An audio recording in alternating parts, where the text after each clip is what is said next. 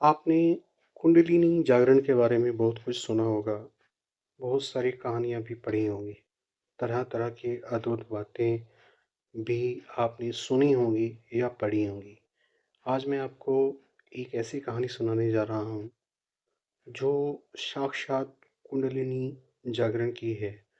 हो सकता है कि आपको कोई क्लू मिले जिससे आपकी भी कुंडलिनी जागृत हो जाए और आप आध्यात्मिक जगत के अंदर अपने कदम रख पाएँ। दो तरह की एनर्जी से योगी को लड़ना होता है, एक पिंगला और एक ईड़ा।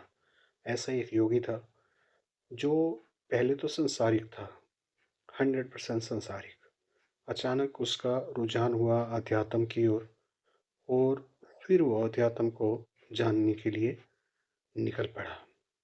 उसने कुंडलिनी के बारे में ठीक वैसे ही सुन रखा था जैसे आपने सुन रखा है। बस उसे इतना ही पता था कि कुंडलिनी जागरण होता है और फिर उससे कई तरह के चमत्कार भी होते हैं। लेकिन बहुत सारे डर भी थे जो उसने पढ़े थे, सुने थे कि कुंडलिनी जागरण से लोग पागल हो सकते हैं या पागल हो जाते हैं। कुंडलिनी जागरण से शरीर में विकृतियाँ, खास तौर पे मन में मानसिक रूप से रोगी हो जाता है व्यक्ति। फिर भी उसने सोचा कि नहीं, इस क्षेत्र में आगे बढ़ना ही है। सबसे पहले उसने पता किया कि कुंडलिनी है क्या। उसे पता लगा कि कुंडलिनी एक ऐसी शक्ति है जो हर इंसान के अंदर है और वो सुप्त अवस्था में है। उसे पता चला कि 7 चक्र होते हैं और मूलाधार चक्र पे ये शक्ति होती है। मूलाधार चक्र पे ये शक्ति एक नाड़ी के रूप में होती है। फिर उसने नाड़ियों के बारे में पता किया कि कौन-कौन सी नाड़ियाँ एक्टिव होती हैं। शुरुआत में उसे पता लगा कि 72,000 नाड़ियाँ होती हैं। अब इतनी सारी नाड़ियों के बारे में तो जानकारी करना, उन पे काम करना पॉसिबल नहीं था। फिर उसने और स्टडी की, उसे पता लगा कि 3 नाड़ियाँ मुख्य होती हैं, पिंगला, इड़ा और सुषुम्ना। उसे पता लगा कि एनर्जी से बना हुआ ये शरीर है, सूक्ष्म एनर्जी से जो स्थूल नज़र आता है, इसके पीछे एक सूक्ष्म शरीर भी है और उस सूक्ष्म शरीर में ये सब नाड़ियाँ और चक्र विराजमान हैं। हालाँकि इनको कभी भी किसी फिज़िकल इक्विपमेंट से या इंस्ट्रूमेंट से डिटेक्ट नहीं किया गया। हाँ, आजकल कुछ इक्विपमेंट हैं जो बायो एनर्जी को डिटेक्ट करते हैं। खैर, उसका अभी उस तरफ कोई रुझान नहीं था, वो केवल कुंडलिनी को जानना चाहता था। तब उसे समझ आया कि कुंडलिनी जहाँ पर निकल रही है मूलाधार चक्र से, वहाँ पे पिंगला और इड़ा नाम की 2 अन्य नाड़ियाँ भी निकल रही हैं। इन नाड़ियों में जो पिंगला है वो सूर्य से संबंधित है और जो इड़ा है वो चंद्र से संबंधित है।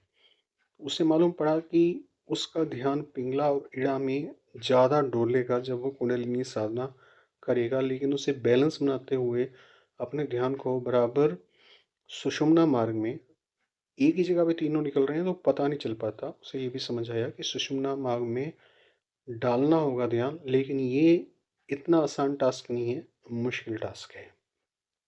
खैर, करना तो था ही, कुंडलिनी जागरण करना था। अब इसके फ़ायदे क्या होने वाले थे, उसे पता लगा कि ऐसी कोई शक्तियाँ नहीं आती कि जिसे आप प्रदर्शित कर सको।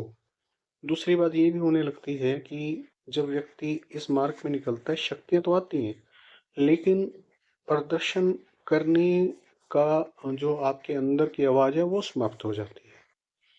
फिर उसे पता लगा कि आध्यात्मिक क्षेत्र में व्यक्ति ऐसा उन्नत हो जाता है कि उसके जितनी भी प्रॉब्लम है लाइफ की, सारी की सारी एक तरीके से रिमूव हो जाती हैं, कोई भी प्रॉब्लम नहीं रहती।